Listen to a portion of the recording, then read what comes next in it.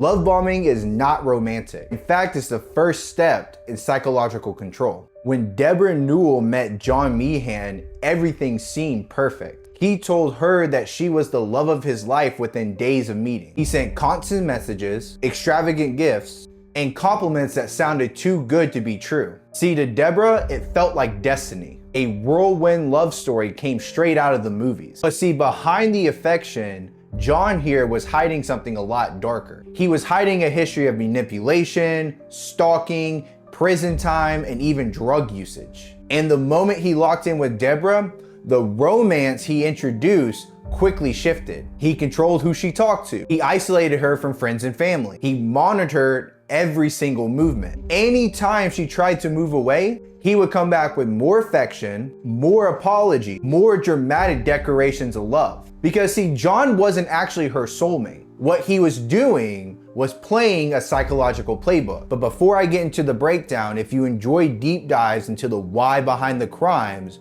go ahead and hit that follow button. And then go ahead and comment down below what you think of the John Meehan case. See, John is using a tactic called love bombing, and it's one of the most effective tools used by manipulators, narcissists, and people who are looking for control. Because here's why this actually works. Overstimulation creates attachment. The brain gets overwhelmed by gifts, praises, compliments, and it really makes people let their guard down. It releases dopamine and oxytocin, the same chemicals tied to bonding and affection. Essentially, that emotional high becomes the hook. The second reason is because it builds trust way too fast. Natural love grows gradually. What love bombing does, it overstimulates you to the point where it makes you not see the red flags in a lot of these people, and you somewhat feel obligated to the abuser.